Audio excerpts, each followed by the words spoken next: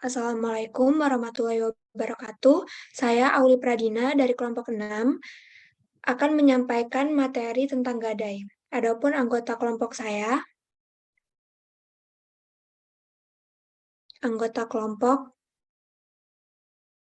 yang pertama Muhammad Fikri Syarif, yang kedua saya sendiri Auli Pradina, yang ketiga Dina Rizky Husnul Khotimah, yang keempat Regi Dwi Febiani, dan yang kelima Nyimas Nadita Adelia.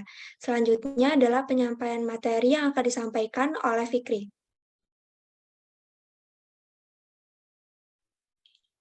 Pengertian gadai.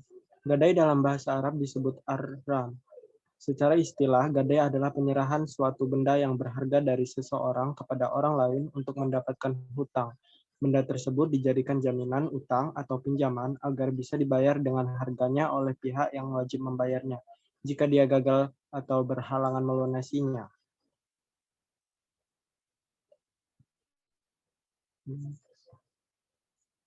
Sifat-sifat gadai terdiri dari 8. Yang pertama, asesor atau aksesoir, yaitu sebagai pelengkap dari perjanjian pokok, yaitu utang piutang. Kedua, tidak dapat dibagi. Sebagian gadai tidak hapus dengan pembayaran sebagian utang debitor. Hal ini ditentukan dalam pasal 1160 ayat 1 KUH Perdata. Ketiga, jaminan utang, yaitu di mana benda jaminan harus dikuasai dan disimpan oleh kreditor. Keempat, benda bergerak. Gadai terjadi apabila debitur atau pemberi gadai menyerahkan benda bergerak sebagai jaminan kepada si kreditor.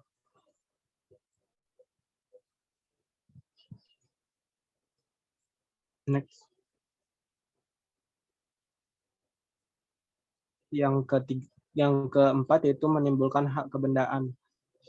Menimbulkan hak kebendaan itu lahirnya hak kebendaan dalam jaminan di dalam gadai ini. Yang kedua, individualitas, yaitu berarti benda gadai melekat pada utang.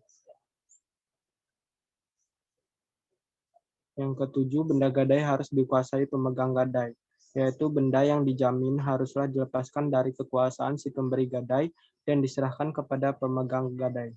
Kedelapan, totalitas, yaitu berarti hak kebendaan terhadap keseluruhan benda termasuk ikutannya seperti bunga atau dividen.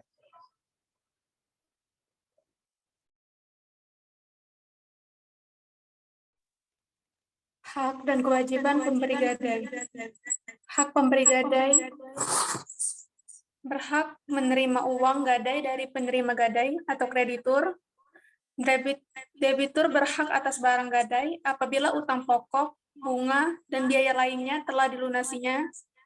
3. Berhak meminta ganti rugi dan menuntut kepada pengadilan terhadap kreditur apabila barang yang telah digunakan tersebut rusak dan tidak diberikan perbaikan. Pasal 1157 KUH Perdata. Kewajiban pemberi gadai. Menyerahkan barang gadai kepada penerima gadai atau kreditur, membayar pokok dan sewa modal kepada penerima gadai, membayar biaya yang dikeluarkan oleh penerima gadai untuk menyelamatkan barang-barang gadai. Pasal 1157 KUH Perdata.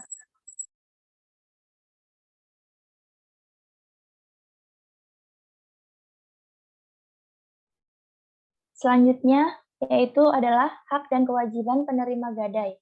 Hak penerima gadai yang pertama, melakukan eksekusi atau ekmatik verkoop, yaitu menjual atas kekuasaan sendiri barang yang digadaikan apabila debitur cedera janji atau wan prestasi.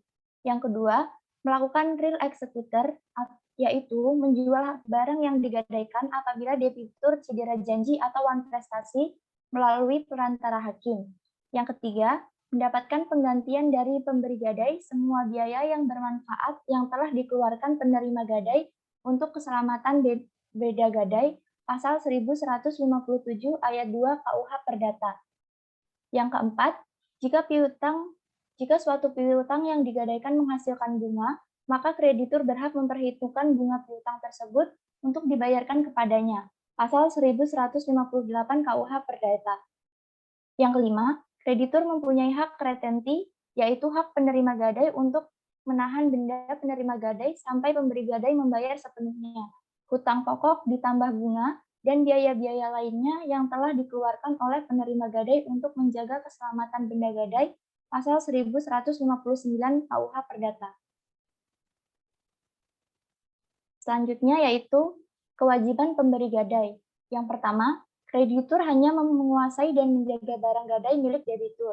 Maka karena itu, kreditur tidak memiliki hak untuk memiliki barang yang digadaikan tersebut, apalagi memindahkan atau menjualnya. Yang kedua, kreditur wajib memberitahu debitur bila barang gadai akan dijual selambat-lambatnya pada hari berikutnya apabila suatu perhubungan pos harian atau suatu perhubungan telegraf, atau jika tidak dapat dilakukan, diperbolehkan melalui pos yang berangkat pertama, pasal 1156 ayat 2 KUH Perdata. Yang ketiga, kreditur memiliki tanggung jawab atas hilang, rusak, atau merosotnya nilai barang yang digadaikan yang diakibatkan oleh kelalaiannya, pasal 1157 KUH Perdata. Yang keempat, kreditur wajib mengembalikan barang gadai apabila hutang debitur telah lunas. Namun dengan catatan, apabila terdapat kerusakan terhadap barang yang digadaikan, maka kreditur baru dapat mengembalikan barang gadai setelah melakukan perbaikan terhadap barang gadai tersebut.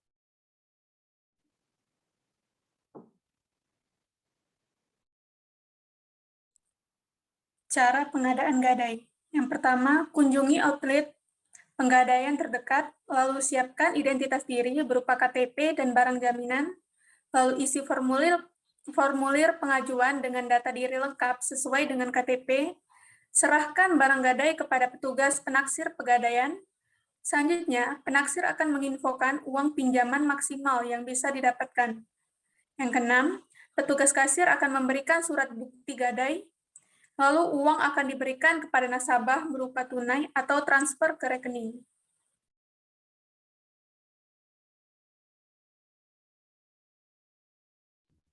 Hapusnya hak gadai. Hapusnya gadai telah ditentukan di dalam pasal 1152 Kitab Undang-Undang Hukum Perdata dan surat bukti kredit. Di dalam pasal 1152 ditentukan dua cara hapusnya hak gadai, yaitu barang gadai itu hapus dari kekuasaan pemegang gadai. Misalnya utang pemberi gadai telah dibayar lunas, maka gadai otomatis hapus. Hilangnya barang gadai atau terlepasnya barang gadai dari kekuasaan pemegang gadai. Ada beberapa sebab-sebab hapusnya hak gadai, yaitu 1. Karena hapusnya perikatan pokok, 2. Karena benda gadai keluar dari kekuasaan pemegang gadai, 3. Karena musnahnya benda gadai, 4. Karena penyalahgunaan benda gadai, 5. Karena eksekusi, 6. Karena kreditor melepaskan benda gadai secara sukarela, karena pencampuran apabila piutang yang dijamin dengan hak gadai dan benda gadai berada dalam satu orang.